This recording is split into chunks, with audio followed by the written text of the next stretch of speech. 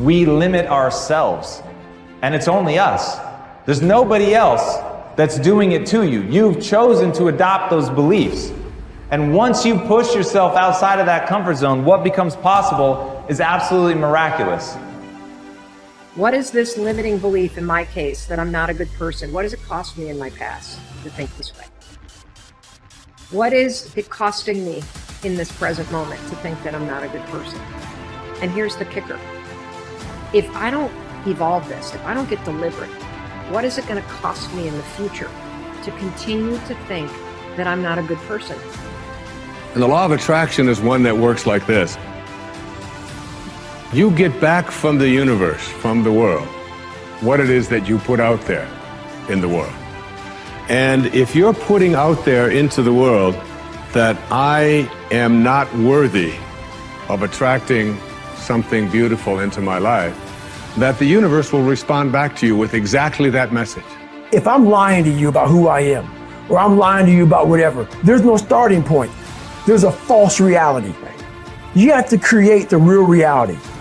It would be better for you to act towards an end that makes everything that's good better. That's the best way to live, to make everything that's good better. And maybe to restrict the development of everything that's malevolent and evil within yourself and in the broader world, insofar as you're able to do that. And so I think that's an expression of love, is that because when you love something, you care for it. And the proper attitude towards being, I think, is care. The best thing about life is tomorrow never happens. Yes? If you just know how to deal with what's now, you know how to deal with your entire life.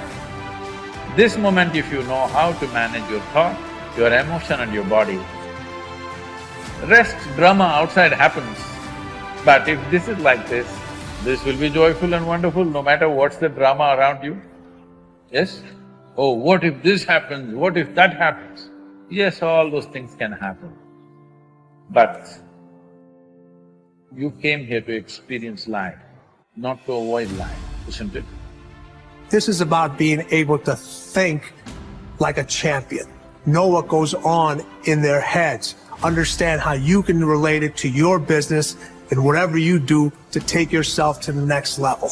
And I'll tell you, if you fight with all you have, more often than not, you won't go down at all.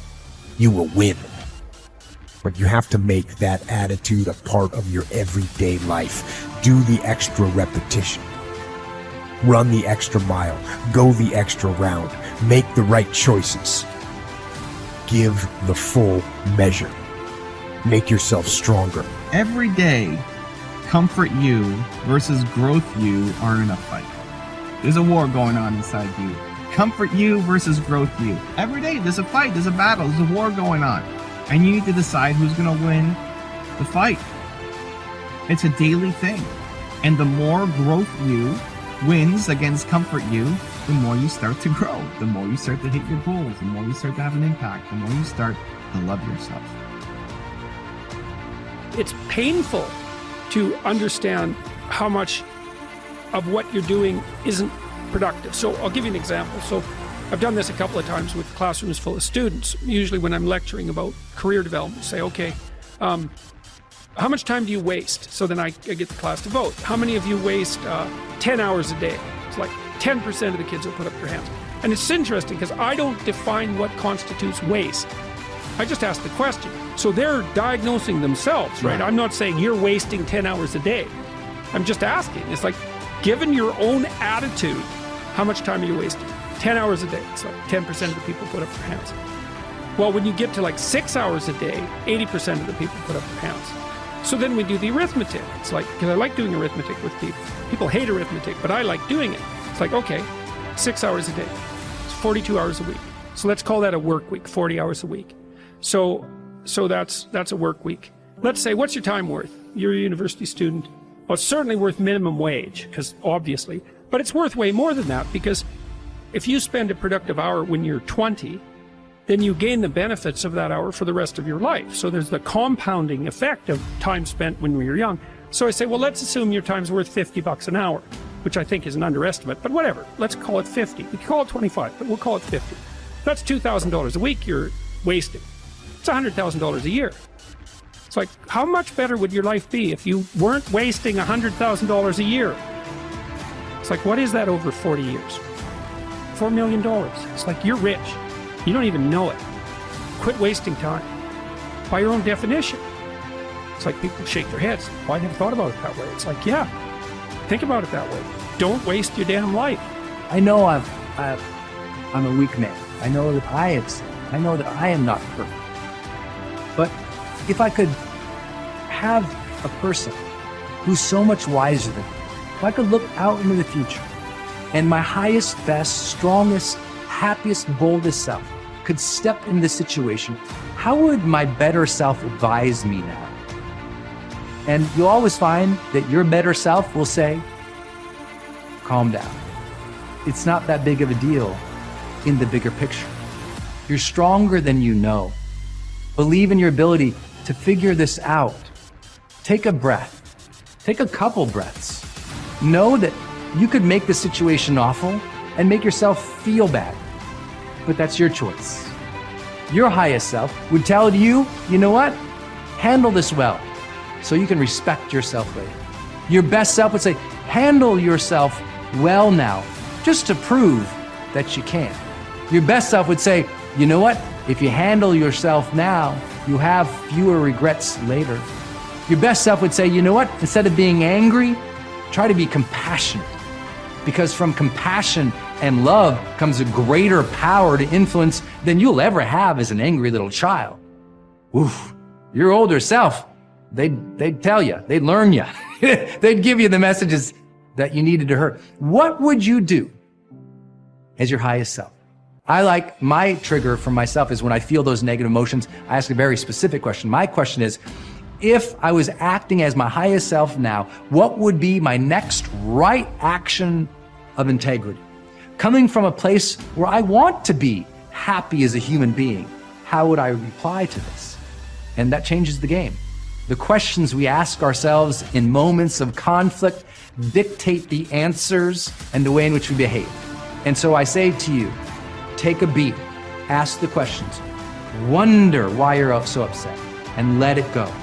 Ask, what would my highest self do in the situation? Removing distractions is no small matter in our current culture, but it's critical. How do you do it? First, by maintaining the discipline of practicing your priorities. Don't do easy things first, or hard things first, or urgent things first. Do first things first, the activities that give you the highest return. In that way, you keep the distractions to a minimum. Second, insulate yourself from distractions. I've found that I need blocks of time to think without interruption. I've mastered the art of making myself unavailable when necessary and going off to my thinking place so that I can work without interruptions. Because of my responsibilities, I am always aware of the tension between my need to remain accessible to others as a leader and my need to withdraw from them to think. The best way to resolve the tension is to understand the value of both activities. Walking slowly through the crowd allows me to connect with people and know their needs. Withdrawing from the crowd allows me to think of ways to add value to them. My advice to you is to place value on and give attention to both. If you naturally withdraw, then make sure to get out among people more often. If you're always on the go and rarely withdraw for thinking time, then remove yourself periodically so that you can unleash the potential of focused thinking. And wherever you are, be there. Once you have a place to think, you need the time to think. Because of the fast pace of our culture, people tend to multitask. But that's not always a good idea. Switching from task to task can cost you up to 40% efficiency.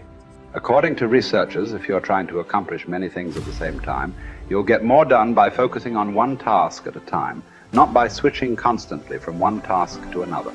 Ralph Waldo Emerson, the great transcendental thinker, believed concentration is the secret of strength in politics, in war, in trade, in short, in all management of human affairs. To help me concentrate on the things that matter, I work to keep important items before me. One way is to ask my assistant to keep bringing it up, asking me about it, giving me additional information in reference to it. I'll also keep a file or a page on my desk so that I see it every day as I work. That strategy has successfully helped me for 30 years to stimulate and sharpen ideas. If you've never done it, I recommend that you try it. Take a good look at yourself from time to time to see whether you are actually making progress. That is the most accurate measure of whether you are making the best use of focused thinking. Ask yourself, am I seeing a return for my investment of focused thinking time? Is what I am doing getting me closer to my goals? Am I headed in a direction that helps me to fulfill my commitments, maintain my priorities, and realize my dreams?